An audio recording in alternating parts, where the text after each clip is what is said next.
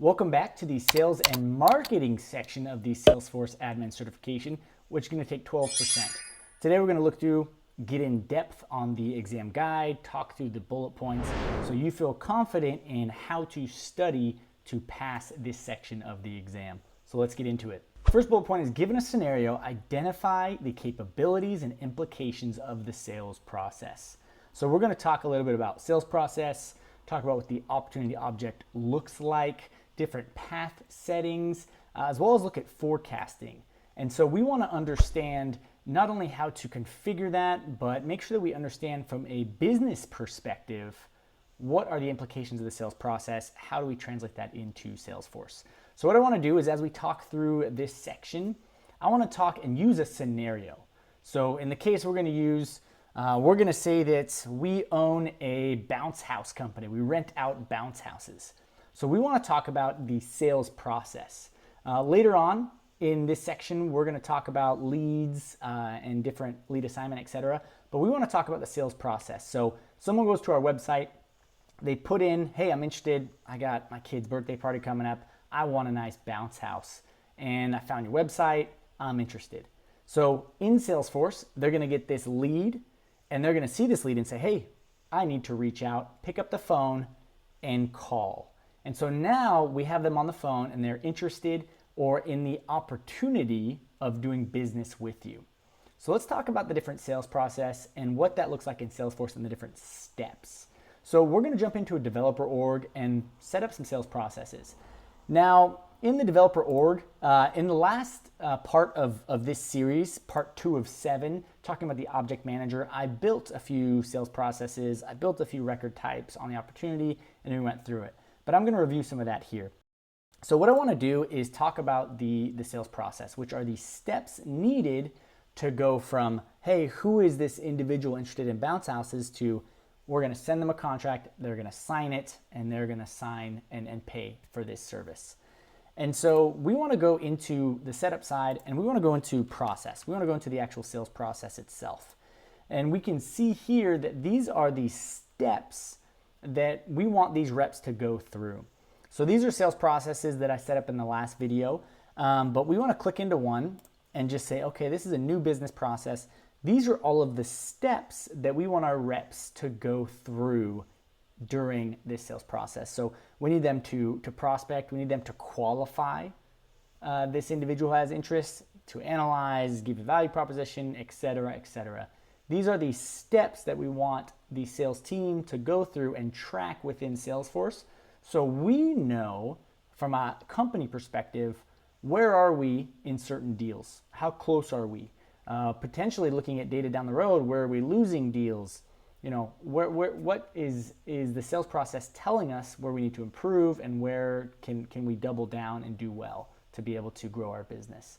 And so this is where the sales process, you're able to set up different sales processes for different record types for the opportunity. So I have a renewal and a new business here, again, created in the last video. You'll notice the renewal has a few, less steps. So they're coming up, they're already subscribed to us and they want to do business again. We don't want to go through all the long list of qualifying, prospecting, etc. It's much shorter this time. But the sales process is critical to identifying with your team, with different sales leaders, and understanding what are the steps required for our industry, for our product or service, in order to help gain more clients. And so this is set up in Salesforce. I recommend, again, as always, you go through, you build a couple, you assign them out. What does that look like? And the implications here is that you can actually assign different steps to the sales process depending on what type of opportunity it is. And what's critical here is that the sales process or the opportunity stages are how they appear on the actual opportunity itself. So after we set up a sales process, what's so important is understanding the opportunity layout and what are standard fields to an opportunity. So we'll talk about this section here, which is the sales path. We'll talk about that in just a moment here. But on the opportunity, as I mentioned, the opportunity is a record, an object where you can save information, or this record that is someone who is interested in the opportunity of doing business with us.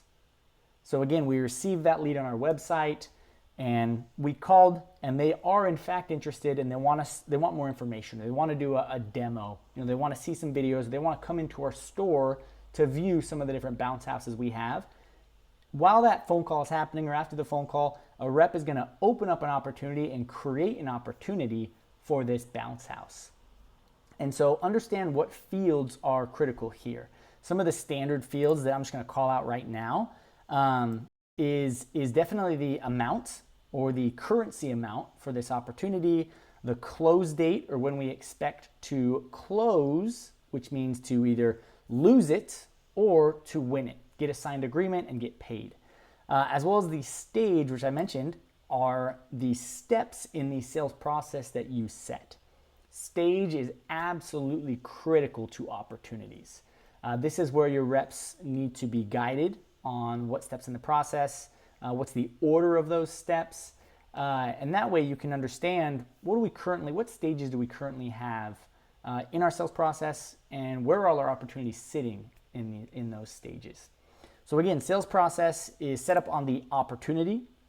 You can dictate which stages are involved in the different process, whether it is a first-time new business opportunity, or maybe it's a renewal, or depending on your sales type, you might have different processes in place. But I recommend you go build some, you go assign different record types, you assign different stages.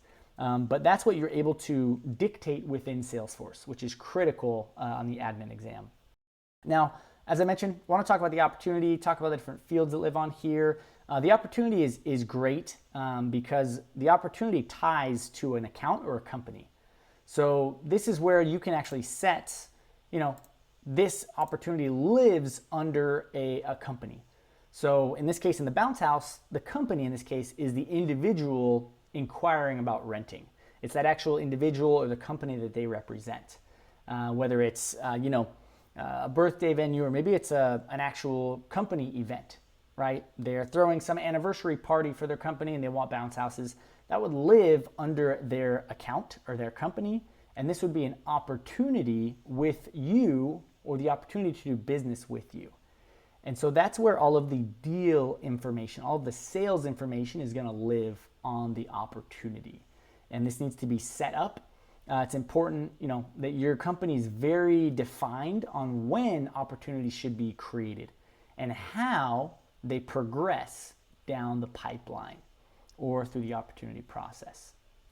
Now I want to talk about the actual UI, that the sales process, and what you can customize as you've identified the process, you've put it on the opportunity layout. Let's talk about the path settings, is what this is called. And the path is this ribbon up here at the top of the opportunity. This is the actual path where you can customize this quite a bit.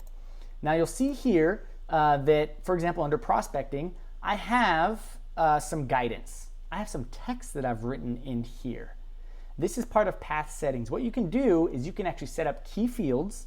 So you can, right here at the top of the screen, tell the rep, hey, these are key fields for this stage in the process, as well as give them different guidance, some text guidance, maybe different questions they should be asking at each stage, whether it's on a phone call, on a Zoom call, or in an email, and what this looks for each and every stage. So what I want to do is I actually want to go in and build some path settings. So I'm going to go back to the setup side, and we're going to put in here path.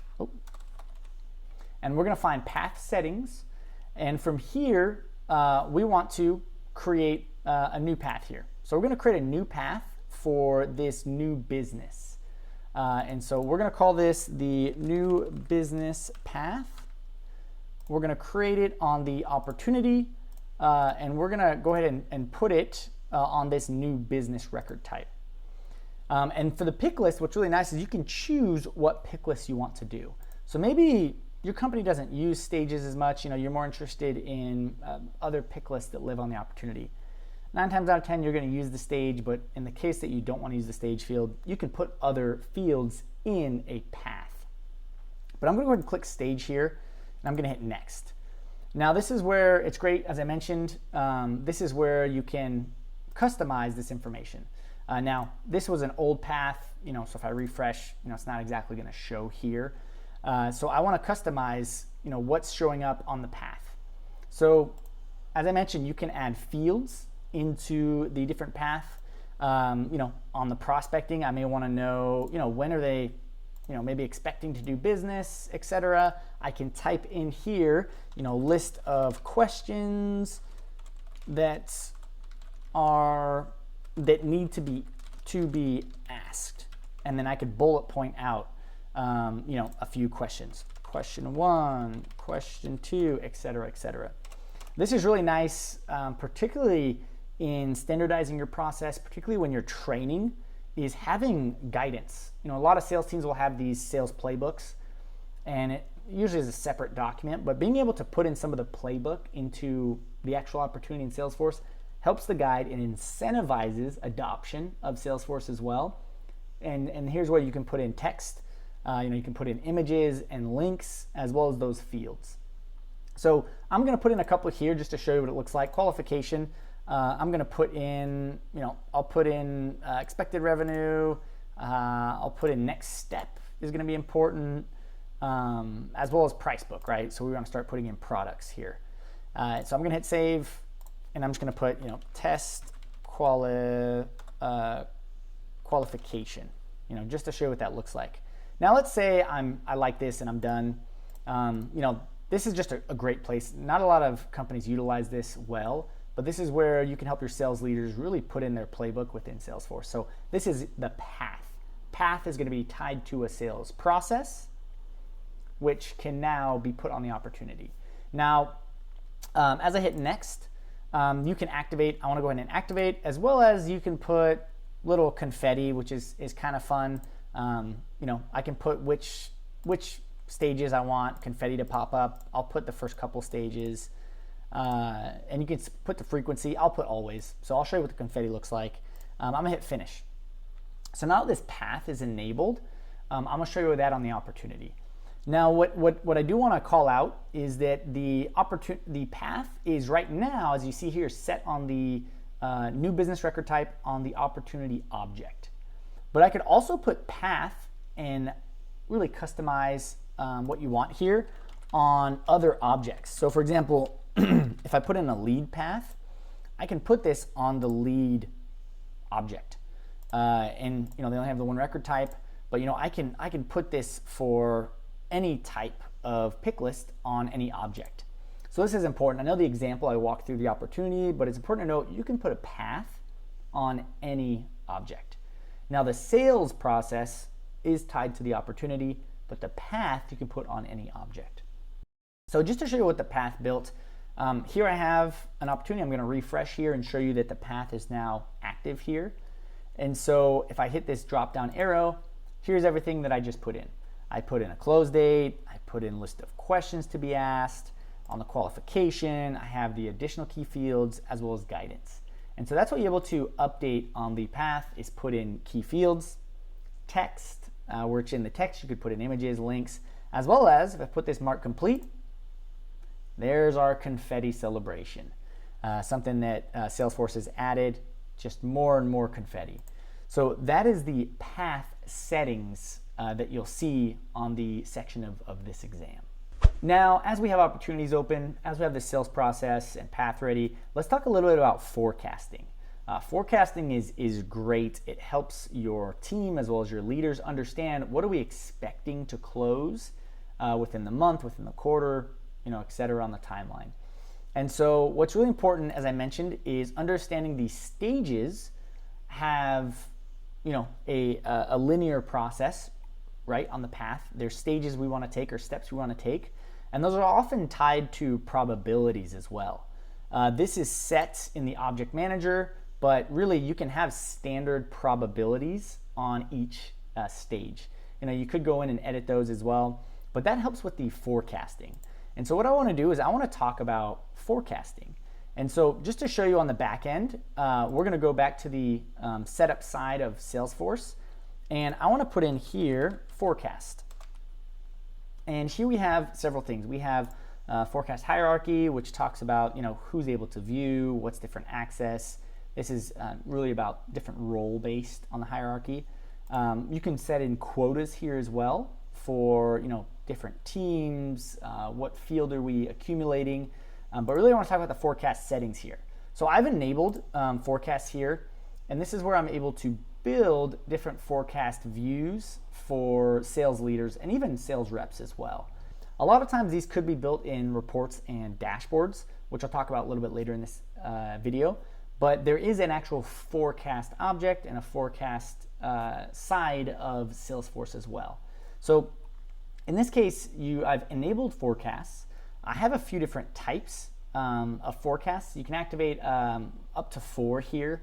You're also able to allow the sales leaders to adjust forecasts without having to adjust the actual opportunities themselves, et cetera, right? Something that I encourage you in a developer org, go in, build forecasts, take a look at them. But what I want to do is show what they look like. Here on the home page, there's a forecast tab is now enabled. I can click into this and I can see different forecasts for different individuals on my team, right? So this is a current forecast just showing you, what's expected to close, what pipelines are they in, whether it's commit, best case, pipeline, as well as the opportunities. So this really just gives a good user experience to sales managers, sales leaders to see opportunities in a forecast format. There will be potentially a few questions on the test on this. Really, you just need to understand what type of settings and where you can enable forecasts. And that's very helpful, again, to know who would use them and what types of things you can configure on the forecasts. That wraps up the opportunity side or the sales process side of this section of sales and marketing applications. Next section here is, given a scenario, apply the appropriate sales productivity features using opportunity tools. So we want to get a little more into the tools and see what is going to help users see the opportunity process, be able to digest the data, and really leverage Salesforce. So we want to talk about several things such as dashboards. We want to talk about different Einstein AI, which Salesforce is pushing quite hard with opportunity scoring, with lead scoring, as well as a few different homepage pieces. And so I want to start off with the dashboards. Now this is going to be a really big part of the Salesforce exam. There's an actual section that is dedicated to this. I'll go in another video here in this series. But just to give a high-level overview on dashboards and reports. So a dashboard is an individual collection of data, right? So I'm going to go ahead and just jump into a random report here. And then I want to create an actual dashboard to show what that is. So if you think of a report, right? I can create a report right now. I'm going to go to new report. I'm going to create just a standard opportunity report, right? I'm going to put in a standard opportunity report. We're going to group it by stage, right? And so as I have it grouped by stage, we have 2 opportunities in here, and I want to hit save, right? I'm going to put new opportunities report. So I have this opportunity. I'm looking at 2 different opportunities in my Salesforce, but it doesn't, it's, if you have a lot of opportunities, you have hundreds and thousands, very hard to tell what's going on here. And so what you're able to do is you're actually able to put these reports and have different charts or visualization charts live on a dashboard. Just like on the dashboard of your car, you have a gas meter, you have your mileage, you have the clock, you have different things telling you what's going on with the car. And so we can have dashboards to be able to show that as well. So if I go into dashboards here, I'm going to create a quick dashboard. And this is absolutely a productivity hack in Salesforce, because you could have sales reps that go into dashboards that look at, oh man, what do I have this week in terms of opportunities that I'm saying will be closed? Or as a sales leader, you can see across your team, what's going on this week? Where can I help? So if I were to go to create a new dashboard here, we'll see that on a dashboard, I'm going to name this opportunity dash. I'm just going to hit create here in a private folder. is right now it's a blank canvas. There's nothing on the dashboard, but I can hit a new component and I can go ahead and add a report. And by doing this, I can hit this new opportunities report, which I just created. And here is where I can go ahead and change the type of chart that appears. It could be a bar chart, whether it's horizontal or vertical. It could be a pie chart. It could just be a number, a gauge, however you want that to look. And so this is very important. I'll cover this more in another video, but just understanding what types of charts are available and what you can actually do with a dashboard. But this is extremely important when I'm talking about productivity for the sales team, is having dedicated dashboards, having a sales dashboard, having a lead dashboard, an opportunity dashboard, being able to know and go to one place to understand the data within Salesforce, to understand it from a rep level, from a manager level. So dashboards are absolutely going to be on the exam. And this section is understand what types of dashboards should I be building for the team to make them productive. So great trail mixes on this to understand, what type of dashboards are going to be helpful, but know that this is absolutely a productivity tool for the sales team. It's what should be built. It's what should be used to be able to digest information and know where to go into these records to make adjustments and to tell the story of what's happening in your world of sales and of Salesforce. Next up, I want to talk about lead scoring, and then I'll phase into Einstein opportunity scoring. So lead scoring is essentially saying, what type of lead is this? And if I were to give it a score or a grade in school, how high would that be? And so lead scoring is great to set up for your team because it really gives priority for leads that are very important and need to be talked to immediately. So in the example of my bounce house, let's say that I have someone and I sell lots of bounce houses. I sell slides, I sell jungle gyms, and so I can sell an entire package worth a lot of money. And so when I see a corporate event looking to rent versus just one person looking to rent for a birthday party, I see the corporate event as very important. So I want to score that as quite high, opposed to just one bounce house, which is less money. It might be more of a hassle, etc. And so lead scoring is how we score based on data that we have, the importance of a lead. Now, oftentimes this is built custom. You're taking information from maybe a web form or a phone call, and they're saying, how much money can I spend? When do I want to do this? What types of products am I interested in? And what is going to be within your appetite as a company and what may be outside. And so you may want to score leads really high so your team goes out, they attack it, and they go and work that lead very quick.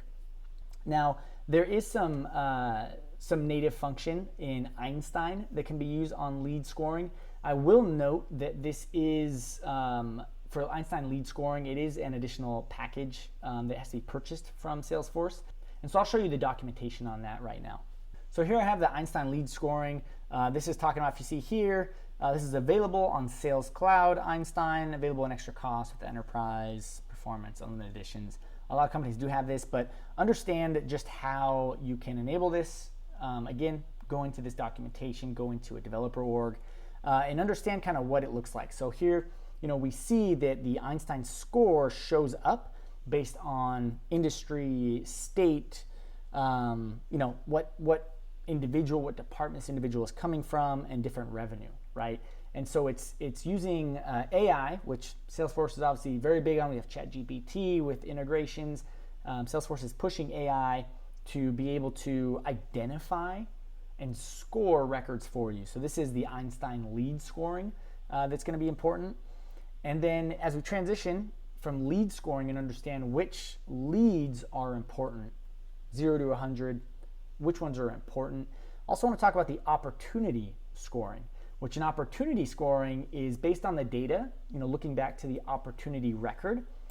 What type of opportunities are likely to close? From very early on, we can score those based off of revenue of companies, size of the deal, who we have involved. and this is opportunity scoring. Part of that forecasting is we also have the ability to have opportunity scoring within Salesforce. And so again, very important that your sales leaders have that the ability to score leads and opportunities to know what is the likelihood of these closing. And if they do close a lot, we want to be able to double down on this industry or this company size or this persona to be able to score those higher in the future so we can continue to win more business and grow as a company and have success there. And so that's going to be your lead scoring is on the individuals that are interested, and then opportunity scoring is based on the actual deals. How do we score those? Again, going to be important for maybe assigning opportunities to different teams, whether you have enterprise sales or new sales reps. What kind of opportunities should we be assigning to each of those, and understand what logic your team considers important for scoring these records in Salesforce. Last bullet point here is describe the capabilities of lead automation tools and campaign management. So we just went through a lot of the sales process of the opportunity. Now we want to talk a bit upstream on leads, individuals who we may want to target or who may be initially interested in us. So we want to talk about things such as the lead object, lead conversion, lead assignment rules, as well as some different campaign and campaign member structure. And so want to talk briefly about the Salesforce architecture on standard objects. And the lead is that record of an individual that is maybe interested or someone that we want to target. A lead is not quite a member of an account or contact, but a lead can convert into those objects. So I want to show a little bit about what a lead looks like and what that conversion process looks like. So I'm going to jump into the Salesforce org here. Under the leads tab, I have a test lead right here. Now again, talking about the path, we have a path here as well, not the sales process, but this is the different status for the lead. So nice to see the path settings set up here. And so this is, as I mentioned, just that individual who's interested in what we do. Maybe we received him from that website request. He sent his information in, asking for bounce houses, and that's all we have so far is his email, maybe why he was interested, what industry, depending on what we asked on that intake form. And so the lead is not currently attached to an account. It's not currently attached to any opportunities. This is someone who we know very little about, or maybe this is something that we got from a different website, whether ZoomInfo or Purchase List or an event. So they don't even know who we are, but we want to target them. So this is the lead. This is separate from an account and a contact, which a contact lives in an account, and everything else. But this is the individual who we want to talk to or who maybe want to talk to us. So important here is being able to contact them. So having phone numbers, having emails, being able to set up where we know this individual from or where they might know us from. So this is the lead object. Now what's extremely important is how these leads get assigned and then how we convert those to push those into opportunities. But first I want to talk about lead assignment. So you may have a large team, you may have different territories set up, you may have rules on who gets certain leads. So I want to talk about lead assignment rules in Salesforce. So I'm going to jump into the settings here, and I'm going to actually just go to, we're going to go to assignment. And here we have the lead assignment rules. So these are rules that we can set up to tell the system when a lead is created, who gets assigned these leads. Now, very important that we talk about what I just mentioned is that it's on create. Lead assignment rules only trigger on record creation. There are ways through coding, through Apex, that you can re-trigger these, but that is important to note, that it's on lead creation. Now on lead update, you're not able to trigger these rules without some other customization, but want to mention that. And so as you see here, lead assignment rules automatically assign leads to users or queues based on criteria you define. So let's build one here. Again, recommend you get into a dev org and you build this yourself. So we're going to say test here. We're going to set this one to active. You can only have one set of assignment rules active at a time. right? So you see here, only one can be active at a time. So I'm going to jump into test and I'm going to set some rules here. So let's say, for example, we have different reps who cover different states, we'll say. And so in this case, we want to set the sort order. So as soon as it comes in, this is the first rule that we want to look at. So let's say the first rule is, let's say that maybe the, again, we'll go by states in this case. Actually, yeah, we'll go by country. So we'll say, country is, we'll say country is blank. So country equals nothing. Let's sign it out to whichever user that I would like. We'll assign it to Ryan, right? And so we can create these rules. I'm gonna hit save. And so now we'll see, if I go back to my lead assignment rules, that rule is in place. Current user, it's gonna get sent. If the country is blank, it's gonna assign to Ryan Hyatt. We can also set up email notifications that go out based on these rules. So if I scroll down here, I can also set up an email template. So I can have an email go out to these individuals saying, oh, you just received XYZ lead. And we can go through the email templates to build those custom. But this is where you want to create the criteria as well as set the order. So let me just create one. Now that the country is blank, we want to send it to Ryan. Let's say that the country is known. So I'm put this as number 2 rule. And we're going to say that the country is known. So we'll say it's not equal to blank. And this time, let's send it to maybe a marketing queue, right? And that way, we have, if it's not equal to, it's going to a queue where maybe reps go in and pick it out. And they're able to do that on their own. But again, what's important is lead assignment rules. You can have multiple criteria or order of rules, but you can only have one set active at a time. And so here's my rule entries that I'm able to set up, but notice that I can only have one that's actually active at a time. And so these are lead assignment rules that when a lead is created and enters Salesforce, this looks at it first. This says, okay, based on the criteria of my rules, who does this lead go to? Now let's talk about lead conversion. So I mentioned that, let's say this lead was assigned to this individual, they had a great conversation with them, or they got them on an email chain and they said, hey, I want to set up a call, let's set up a Zoom meeting, etc. What they likely want to do here is to be able to actually convert this record. And by converting this record, as I mentioned, a lead cannot be tied to an opportunity right now. And so I want to convert this and say, hey, this is a legitimate individual. This is just a lead that we want to talk to or want to talk to us. I've chatted with them. They are real. They want to talk and they want an opportunity to do business with us. So if I hit convert here, I can go ahead and now, critical piece right here, this screen right here, I can now choose to create an account based on the company that was listed on the lead. I can create this contact. So the lead will now turn into a contact for David Monaco. And now I can either choose an opportunity or not choose an opportunity. And so there will be questions on lead conversion. So know this screen, know what boxes, particularly this one right here, that you can set up, and know what records can be created on conversion.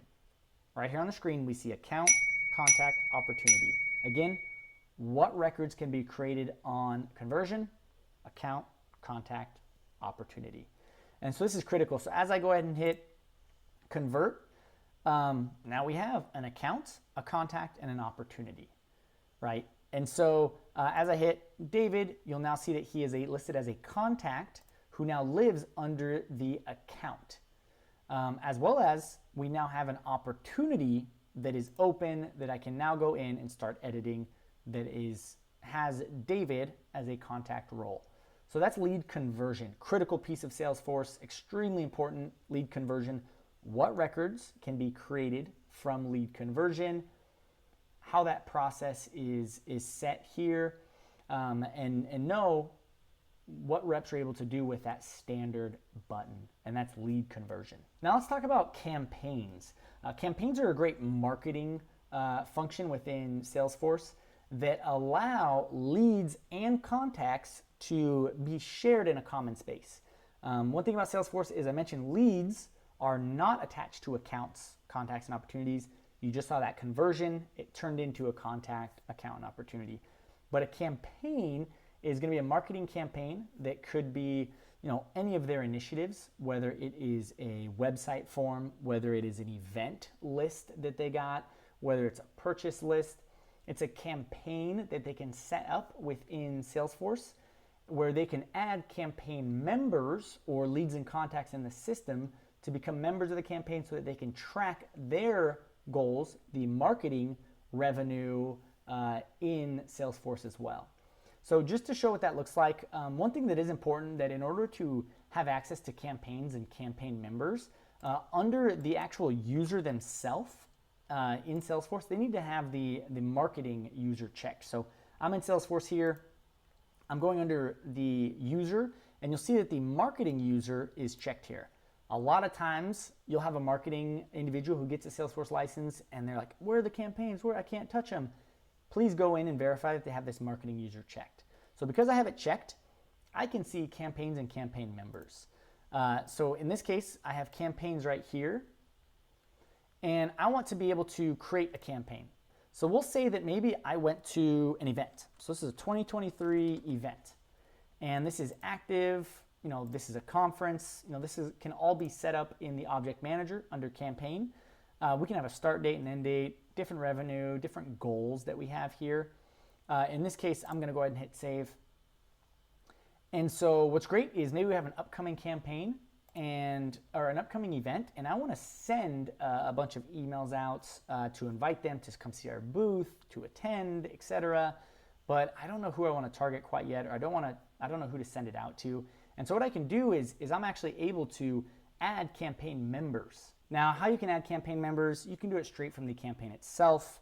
I can go ahead and add leads, add contacts straight from here. I can click, select whoever's in the system. I can add them, etc. As well as you can import. Ironically, this is actually a part of the native data import wizard, is being able to add campaign members. So if I go into data import wizard, I can show you where this is actually done. I'm going to hit launch wizard here, and you'll see here standard objects, campaign members. So that is important to know how you can add campaign members in. All you'll need is that campaign ID to be able to add members into this events campaign. So campaign and campaign members is an important part of the marketing applications within Salesforce, helping them track their ROI, track their spend, track their budget, and see what goals they have through creating reports and dashboards. But that is something highly utilized by the marketing team. Campaigns, what initiatives are they working on? And then what members, what individuals are they associating with the campaigns do they want to enlist for the sales team to reach out, as well as being able to relate opportunities to those campaigns. So that was a quick overview of the sales and marketing application section of the Salesforce Admin Certification Exam. Let me know if you have any questions. If you've enjoyed, found some value, please like and subscribe. I'll continue on with this series, and I'll catch you next time.